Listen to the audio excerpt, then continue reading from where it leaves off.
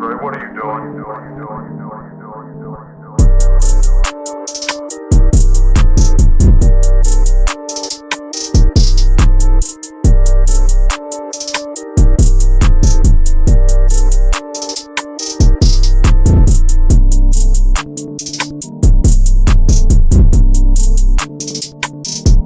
Welcome Chicago 45. I love you, Dad. I love you too. Black matters, like Huh? Black matters. Black matters? Yeah. Okay. Black matters, people. Black matters. That's what Blue said. Yeah, but black matters like lots of people like like like Donald Trump. Whoa. You like some people like fighting, like smashing all the clothes, like smashing all the windows, like smashing, like punching like the doors, slapping over the people's like those. Oh.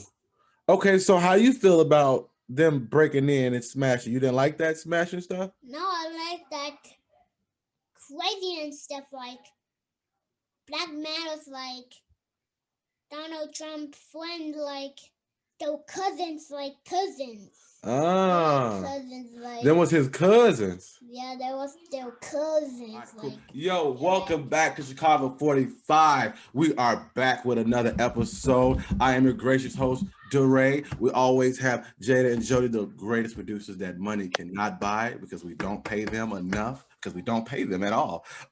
So we have Daniel down there, Jose, Jim Rad's guy. Hopefully one day he stopped being lazy and we can start doing our Jim Rats podcast again. But 2021 Jim Rats taking over.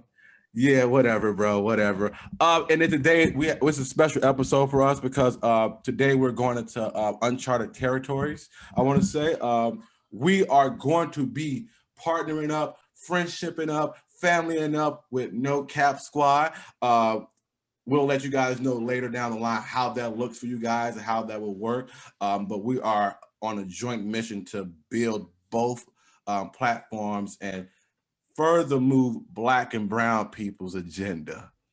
Oops, I said it. We have this young lady sitting in this Olivia Pope chair. I feel like the president should walk in any moment right now. Maya Spearman. Did I say your last name right? Yeah. See, look, I'm good. And then we got this young fly jiggy dude with the scully on and the beanie, Ty Frazier. What's up, everybody? Hey, thank you guys for joining us today. Like I said before, we are super happy to have a growing partnership with you guys. Collabing. We're going to use the word collab. Partnership sounds like too business savvy. So we're collabing with you guys. Want to build up the programs, both platforms, I should say. How you guys get into No Cap Squad before we jump into like our usual spiel? Anybody? I'll let Maya go first. Go ahead, Maya. Okay. So I had followed like some of the founders on Instagram already, and then I seen they had started a business, and I was like, okay, and I followed them, and then I like just seen they were posting more, and I seen like it was really growing. They're taking it seriously, and I actually wanted to gain some digital marketing experience, and I seen that they had posted they had open positions, so I just hit the person I knew up and was like, hey, I'm interested, like, can I join the team? So that's what happened. So with me, I actually played 2K with one of the founders, David. Shout out to David. So we were talking about it on the mic, and I happened to see the post that they had open spots. I was like, hey, do you guys need like a graphic designer? I go to school for that. I can help. I'm down to learn anything new. It was like, so me and him were talking, and I got to the rest of the founders, and we went from there. So far, it's a great experience. I love it. Love the team. Okay. Hey, for those who don't know, where they can find like the guy, you guys' website. Can you shout that website out really quick? Yeah. So the website is nocapsquad.com. Okay. And also, so Instagram is the same, No Cap Squad. All of it is the same, tag, right? Yeah, hey, I think Instagram is squad. It's squad ENT. So it's No Cap Squad, but add an ENT at the end. Got you. For all who want like some cool sweaters, I'm gonna put the picture up too at the bottom. I gotta do like the YouTubers. At the bottom, there'll be a picture where you guys can go. I'm gonna put it right here. Yeah, right there. You guys can go and view some of the collections they got out right now. Uh, I saw one that I like. I need to contact somebody. Well, I'm gonna contact you guys. Give me a sweater for the low key. You know what I'm saying? Give me. Hey, we got you. We're here. Drop me some of that stuff in there. Hey, yeah, so be on the lookout for some Chicago 45 or stuff. Go get you some sweaters, bro. All that nice stuff. Y'all got some cap stuff in? Y'all ain't wearing no cap stuff? Okay, we're gonna get some cap gear on next time. We get some cap gear. Hey, I got mine in the washer right now. Okay, cool. Hey, so without further ado, we're gonna hop into our regular, scheduled program items of selections that we have. So I know we all seen TV. I know we all seen the TV, right? We've all seen the white uprising of, mass hurt feelings and boo-boo the feelings and people hurt. Reactions on the white people ramshacking and acting like zoo animals at the Capitol. Anybody want to shout out to that one? Maya, you go ahead, go. How do you feel about that? I mean, it's just like, I feel like it's just another example of clear white privilege, and how they like, literally white people can just say it doesn't exist and it doesn't exist. Like, it's clear as day on TV, and people just say it doesn't exist and it doesn't, you know what I mean? Like, it's been clear as day, but now people are like, oh my God, it's like, what'd you expect? Like, I don't think it's anything new. Hey, they say America has, we don't act that way. We don't behave that way. We're better than this. Are we as Americans better than this? No, I think it's more of us showing our true colors. Well, I wouldn't say us, but I would say them showing their true colors, because they've been known to put us on the spotlight whenever we seem to act out of character. But now, since they're portrayed and we have technology now to see them actually act out of character, that it shouldn't, to outsiders it's a surprise, but to people like us it's like we know how they are. We just glad to make it seem like, well, we're glad to have it portrayed as if like they're the ones that's really acting out, if that makes sense. Yeah. Hey, Ty. So I'm looking at you. I'm like, you black, right? Your black ass wouldn't have got that close to them steps. How do you feel about that? Not even close. I wouldn't even went that way. But like, I mean, basically. Go ahead. Go ahead. Right, go ahead. Basically, what I feel like is now that everybody can see it from our eyes and see how we see they're acting out, and they can finally see that it's not us doing this. Y'all are portraying us as the bad guy when we're not the bad guy.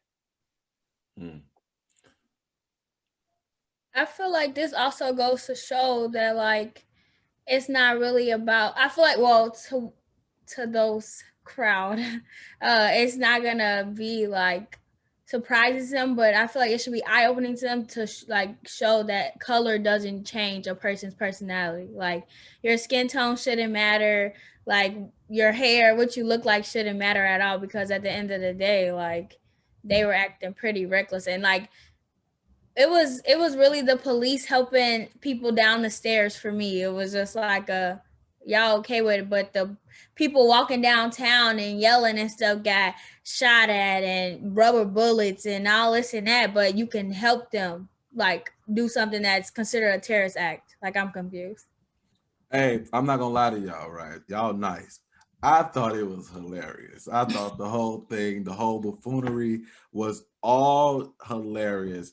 Like Tamika Mallory said, us black folks, we shouldn't even get into that. We should just look back and we could just be like, damn, y'all some real monkeys. Y'all some real, y'all not educated enough. Y'all is goofy. I spoke to somebody this morning, and I kind of feel the same way he felt. It felt like it was planned, like it was like this is a thing to make Donald Trump look bad when they're trying to optics. But it looked bad just across the board for white people. Well, it was Trump's thing though, because he like he led the rally, and then he had to tell the security stand down. Like, you know what I'm saying? Yeah, and people talk about defund the police, right? So I believe the Capitol Police they get a funding of like 280 million, and then they kind of dropped the ball when it was most important. They dropped the ball. So when people talk about defunding the police, why are they getting all this funding and they can't protect the Capitol building? They let them walk right in, took pictures with them, walked the lady down. They even let handicapped people come in with no arms, no legs, roll them in, roll them down. I thought that was hilarious. I just want to say that. Nah, what got me was the dude sitting in a chair with his feet on the desk. Yeah. Just post it up. Dropped the yeah. Yeah, but it shouldn't be a surprise to anybody because white people don't fear the police. They have no reason to. They are the police. Like They are the police. So as far as like in the summer, I know I went to some Black Lives Matter marches. Did you guys go to any Black Lives Matter marches? I was at work every day. I'm not even gonna lie to you. I didn't. School ain't cheap. Oh, sorry. No, go, Maya. My bad. I was just saying I didn't just because of COVID, and my mom is like older, so I wasn't trying to, you know. Jaida? No, I didn't go. Jody? All right, so let me tell y'all. I went and it was so much police force and they were so ready for whatever, whenever. So to see that, it lets you know as a Black person, as a colored person, that there are two justice systems in America. The one that works for them and the one that don't work for you. It is like right now as America, it is a mockery. It is a joke that they let this happen and let it get so far that drastic. Guys like Lindsey Graham or Mitch McConnell, they're talking about it as bad. It, like you're a rat jumping off a sinking ship. That's what the quote I've heard. You ain't no better than nobody else. It is hilarious. It is going down in history. It will be a huge monument in our kids' lives and your kids' lives and things like that. And it's something that should be taught to as well. They should not try to whitewash it and try to get rid of it because it's a stain on America. Go ahead, Jaida. I feel like it's gonna be whitewashed though, especially because I mean I don't know, but like about for y'all, but for me in grammar school, especially high school, all my teachers were white.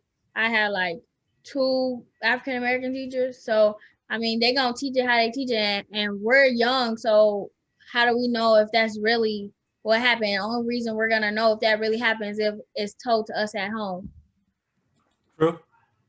So. Yeah, and we were talking about it in class yesterday in history, and then my teacher tried to make it seem like, oh, you know, I feel like the news was just blowing it out of proportion than what it really was, and then me and another Black student in class, and we text and we're like, excuses, pretty much, trying to justify for it. So let me tell you a good thing you should do next time. No, not a good thing. What's the thing you should do?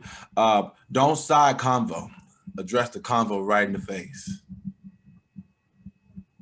So if somebody's saying like, because I mean, obviously you go to a predominantly white school. I believe most of us probably had a bulk of white teachers teaching us history.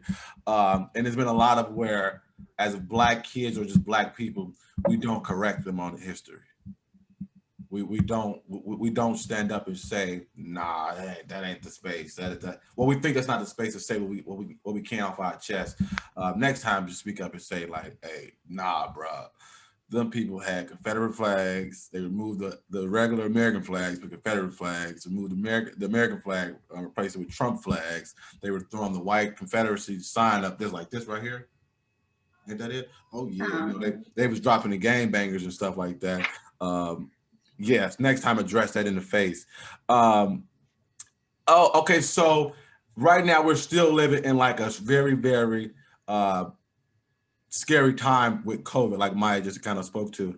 How are you guys dealing with COVID, with school and stuff like that?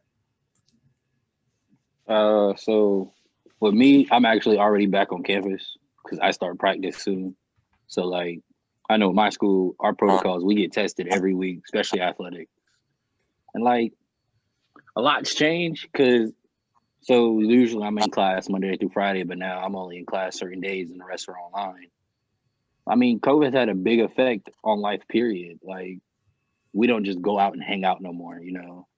That's not it no more. Like, nobody's trying to catch that, especially with the new strand out. Yeah. Maya, your mama told you to stay in the house. She said, "Don't come out." Yeah, my mom's like really old, so she's like really like, nah, we ain't messing with nobody. She don't want my cousins coming over or nothing. So, and it makes sense because she's older, so you know, I try to not do too much. Okay, so as far as you guys' business, how has COVID kind of impacted you guys? Because I know for us, Jaida and Jody, it don't really impact us because we're like literally like this, unless I go back home to Chicago and then we buy some studio. That's like the future goals right there. But it hasn't really impacted us. How has it impacted you guys as far as the business part? Go ahead, Maya, I'll let you go. I was gonna say you should go. Oh, all right. Well, so with us, like, COVID has made a big impact because a lot of the team is close together. So like photo shoots are on hold right now until further notice. And like, so we meet as a team every Sunday and discuss like our next goal or the next plan on what we were gonna do to try to get through this. Okay. Jaida, you had a question about the mindset of the younger generation. You want to go ahead and throw that out to them? Yes, let me see if I can phrase it like so it makes sense. Just nowadays, like our age group, I'm sure most are like 20, 18, 20. So just our like I'm not that young. not you, excluding you, sorry. I'm not that old either. So you better come Okay. correct. Anyway, our minds, like I feel like our generation mindset is like elsewhere other than focusing on like school or like wanting to actually make like have a career for themselves, like go places like for themselves, everything. So like, oh, fast money for them, or like, oh, I want to rap, and which is cool. I'm not down to people that's trying to, you know, rap and sing and stuff, but I feel like it's not a thing of reality. And do y'all think it's because of like how they were raised or just how they just come about? I feel like you see so many kids, first of all, especially with rappers, so many people can't even rap, get rap careers, making money. And then like everybody's getting it quick now with technology, with YouTube. You got people have these trash YouTubes that they really profit off of like little kids because they're the ones into that stuff. So I think we just live in like a generation where it's like everybody wants it now. Nobody really wants to work for it. But I agree that's not reality because like when you get, I just heard something last night. It was saying like when you get to your goal, like everybody wants to get to the goal. Everybody wants all this money. You want the house, the cars, whatever. It's like that's a whole nother responsibility though. You have to keep that up. It's not like you get it and then life is good. It's like you have to keep that up. You have to work for that. Even the people that have made this fast money, I feel like they still had to learn some sort of business aspect to keep it up, or else you're just gonna be a one-hit wonder or like whatever, you know, like you're gonna fade away eventually. So I think that is like a common mindset, but I agree it's not reality. People definitely need to learn like how to have a more business mindset and be more realistic about things like that. So I mean, like, so with like living in Atlanta, you know, everybody want to be a rapper. Don't get me wrong, like I have some friends like who's really good at it, but like some of these guys I graduated with have full scholarships to play ball somewhere and decide not to take it because they want to rap, and now they just sit at home. Like that's not reality. Like why you ain't just follow your dream of, you know, going to school, getting the education that you wanted, and be successful in life. Like why put that on the back burner? and like school is not even like school. Someone told me because I was struggling my like I was really struggling senior year, and I went to go talk to one of my mentors, and he was like, I was like, why do we even do school? Like I was like, what's even the point? Everybody had that moment in college, but he was like, he's like, this is just a stepping stone. This is just a platform, because even if you're not studying what you think you want to do for the rest of your life, Like you just study. Like I just got something where I knew I could get a job more easily with business, and it wasn't so specific where I would change my mind, like, oh, I don't want to do this no more. But even if it's not what you want to do, that's still a backup plan. You can still get your degree, get a job you don't necessarily like, and then get your finances right, and then maybe you can pursue rap.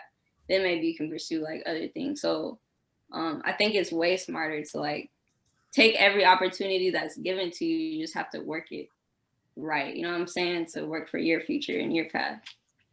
I also believe that it's the way that our generation is raised up too. Cause I feel like with some people that are my age, their parents are young, like had them young. So it's like, okay, cool, but I feel like their parents aren't really realistic with them too, if that makes sense. Cause I feel like a lot of parents like, oh, I support my kid, like this, that, and the other. But I was like, I feel like it only goes so far until it's to the point where like, okay, you gotta wake up. Like we're in a real world. Like you can't just sit around the whole time and expect stuff to come to you.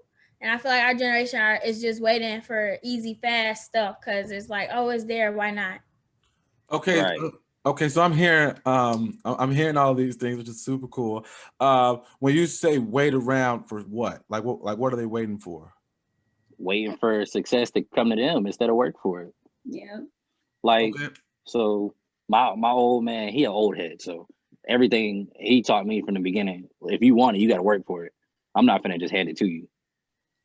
So like the school I'm at, like I work day and out on the field, in the classroom, in the weight room to get to this point. Like, although it's not like a big school, I made it. I got a scholarship. I'm trying to see if I'm like on the same page, you guys. Is your guys' definition of working hard and trying to get to where you got to go, is that purely through school? Not No. even just school, like Okay. life in general. Yeah. Yeah, like anything, you have to work at it. You can't just, if you have a talent, even if you have a talent like me, like I paint, right? Just because I think my art is good, that don't mean it's about to pop off. Like you have to, and I learned a lot from No Cap, especially with digital marketing. Like digital marketing is everything. Like with our clothes and gaining followers, you have to make sure you have hashtags. You have to make sure you're engaging with people. You can't like not post for like multiple days on end. You gotta make sure you're trying at least to post as regularly as possible. There's effort that goes, because they're really talented with the designs and everything, and just like the fact that they even got a team together for the businesses ahead of a lot of people, like David was telling us the other day. So they're very talented and great people, and they're very like magnetic people, but they still have to put in the work to organize the team, and all the team has to put in their individual work to do their parts to gain a following and so we can grow as a company. So yeah, it's like you can't just go off of talent or off of whatever. Like your path might be different, but you still have to put in some sort of work. Nothing is going to come to you. There's no such thing as forgiveness. You got to work for something.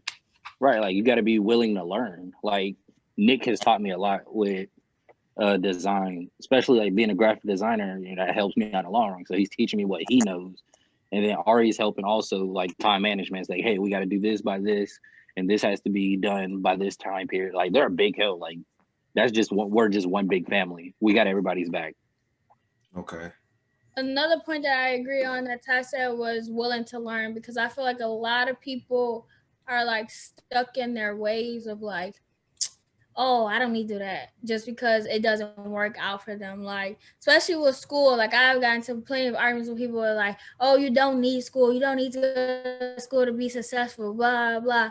But it's like, if you want to be honest, it may not seem like that much, but jobs are looking for that now. Like jobs are even looking for higher than a BSN, like, or like you literally have to go above beyond just to be like, oh, it's just a paper. Like I get it, but at the same time, it's like you got to work your ass off in something to get somewhere. And like, even if that's just like, okay, I'm going to start here, but I want to go further. Just like with me, like, I don't want to just end where I'm at for an RN. Like, I want to go higher, but I got to start somewhere. Especially with like this, you can tie into the race aspect and you can tie into the pandemic aspect. Like you have to work. Like, you know how they always say, like, Black people, we have to be, like, excellent. If white people are just okay, you have to be excellent. Like, I feel like that is still so true. And like just when I was in school and everybody was like, oh, I got this fancy internship, and I'm like, shoot, I can't do that. Like, I was like, Right, I'm happy with what I got. yeah. And it's like, yeah, you have to put in more effort being a minority, especially being Black minority. And then, like, with this pandemic changing everything, this might be just now, or this might be going forward. So that's like even more work people have to put in. Like, especially if you want to talk about like entertainment, that channel is being so saturated right now. If you want to do YouTube, if you want to do music, where everybody wants to do that now because ain't nobody got nothing to do. Like, everybody's stuck in the house. So yeah, that's gonna be so saturated. You have to work even harder. So yeah. Yeah, I completely agree with you guys with the work aspect, but I think you guys are missing like a couple elements, right? So as far as like right now, we'll speak on you guys' generation. Your generation benefits from microwave actions. So that whole marathon idea of working hard for a long period of time is no longer need for you guys' generation, because you guys have things like where you connect with somebody thousands and millions of miles away via Zoom, via Facebook, via anything. So you don't have that need to constantly work for 30 hours a day to learn something, unless you want to be a nurse or a doctor or something like that. But if you're trying to get in the field of where it's microwave success, you only need one hit.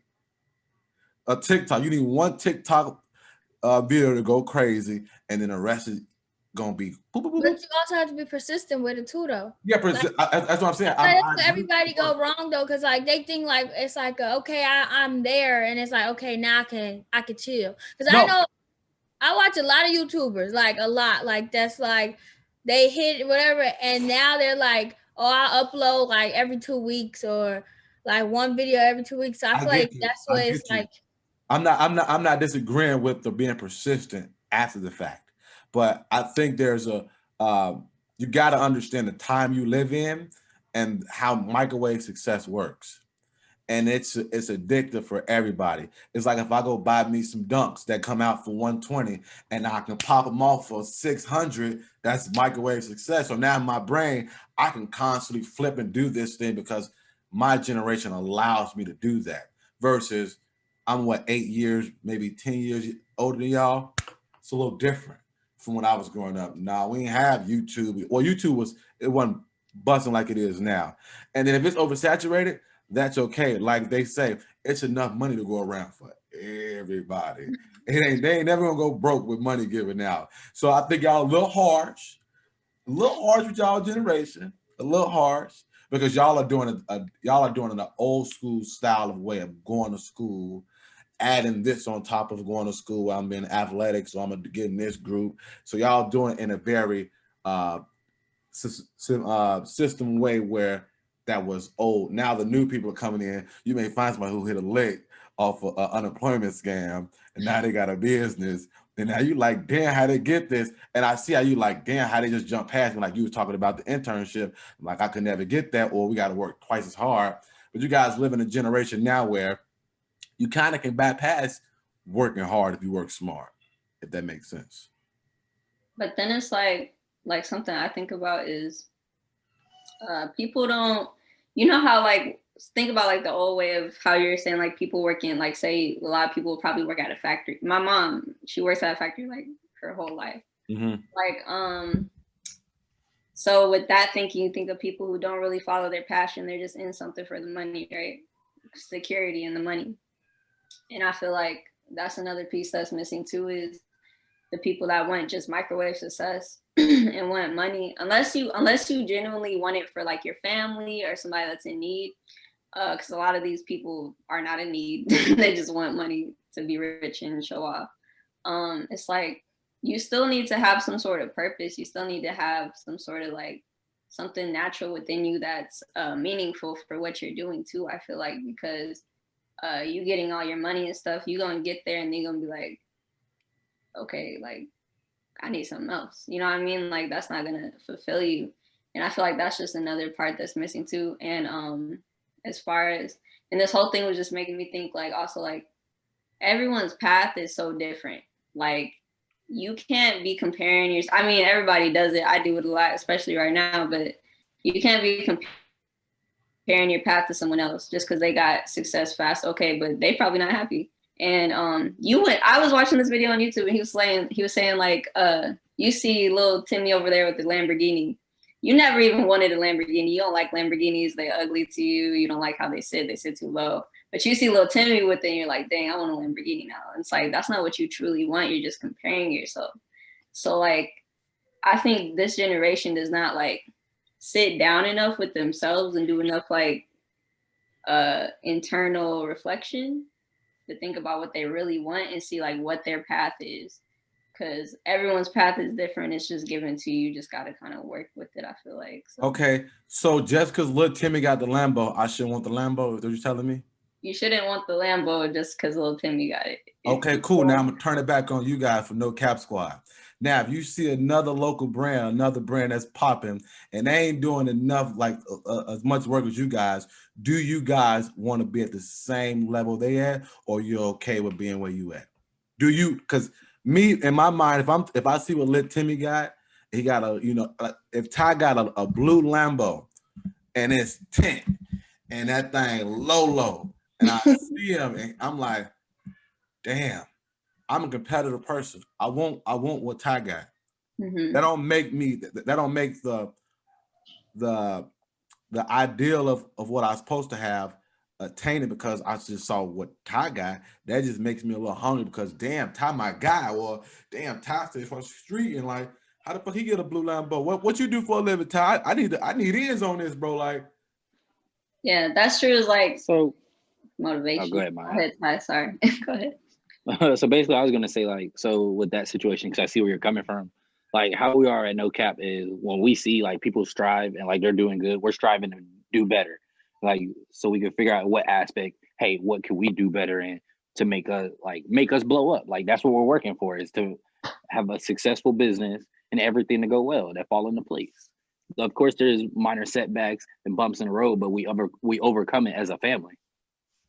And what I like about No Cap is like anybody that has like they're just so willing to lift anybody else up, and like they really want friendships and partnerships, and like any of us that are part of the team, if we have our own individual business, they're like, how can we collab? You know, and Right. me watching their work ethic, because you know when you hear like you're in school, us like our generation, like we're kind of saying people can be a little lazy. Like from in where I'm from in my city, I feel like people are always like, I want to do this, and it's like, yeah, like I'm not gonna see you to put any work towards it though. And I've seen so much work that they put in, and they're really about what they're talking about. And to me personally to do better. So I see what you're saying too. Like when you see someone else work harder, that's a good aspect if it's like motivating you. But I was just saying like you don't gotta do exactly what they did. Like you might not be able to do exactly what somebody else did.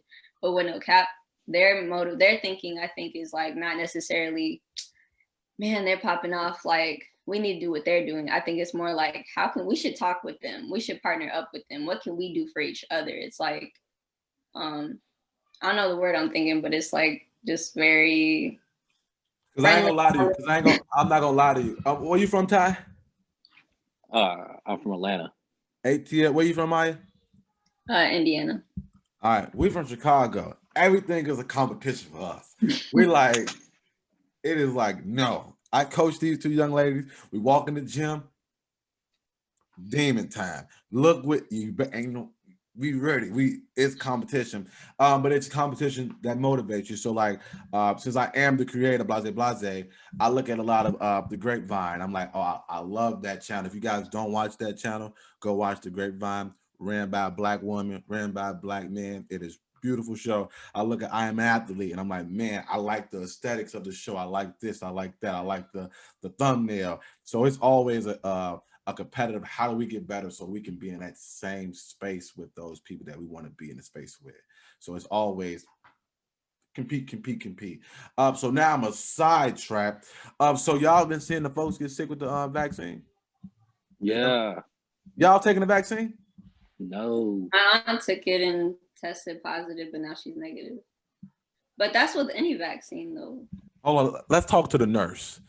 Nurse Jaida, I got a little strep throat. Should I take the vaccine? Because I First, saw two nurses fall out on let TV. me clear this up. I'm not a nurse. Will be. Second, my mom took the vaccine because she's a nurse. So she has no choice because she's a healthcare worker. So I mean she's fine now. Like she didn't test positive, anything. She gets her second strand on Sunday actually. So I don't know how it'll be, but yeah. I mean I probably won't have a choice but to take it too because I start my clinicals like working at hospitals. Working at hospitals next week. So I don't know how it will be. Jody, you taking it?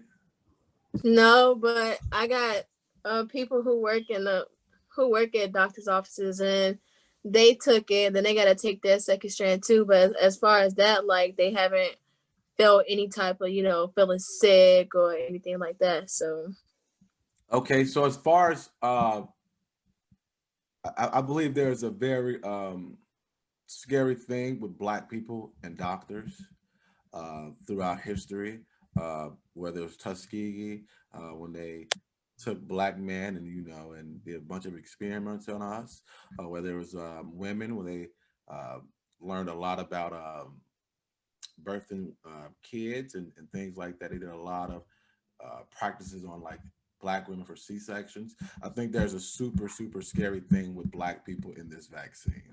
I don't know if I'm gonna take it. I don't know. I just don't know. I don't know enough about it to take the damn vaccine. I mean, I'm scared of needles anyway, so that's a dead mission. You see what I'm saying? I just don't know enough about it, but if whoever takes it, I hope all goes well. I mean, I feel like it's the same thing with any vaccine that you get though. That's what Because if you think about it, you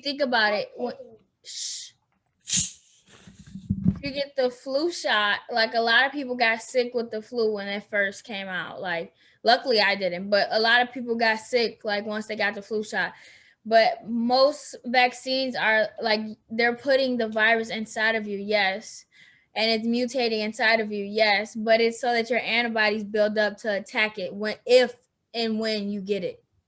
Yeah, and it's a dead form of the virus. So usually like whatever vaccine is for, if you get whatever the vaccine is for, like if you got the flu, it's gonna be like a mild case of the flu. But it's just for your antibodies to build back up. I'm gonna trust y'all. I feel like honestly, if we're being honest, I feel like it's gonna be a requirement for everyone eventually because like just like now, how we have to have like certain shots in order to go to school. I feel like it's gonna be a requirement for everyone for stuff to go back to normal eventually, if it ever does. Hopefully, there'll be what's the thing called where what's the word Dr. Fauci used? Damn, I can't think of the word. Shit. He just said where it was like group. Herd mentality. What did you say? Herd mentality. I don't know if that's what he said. Yeah, like herd immunity. So hopefully we get herd immunity. Y'all, whoever get it, they get it. We be straight. We all be immune. I just don't want to play with that stuff. I don't know. I seen the old lady fall out on TV. I was like, oh, I can't do it. Or like how one of the syringes was already pushed down, the dude just pulled it back. I was like, yeah, I can't really mess with it. So I'm gonna throw you guys a curveball question that I was thinking about this whole time. And I picked this question because there's different hues of colors on this screen. We spoke about this maybe a year ago when I was back home in Chicago, but I'll get you guys a nice little crack at it. Colorism.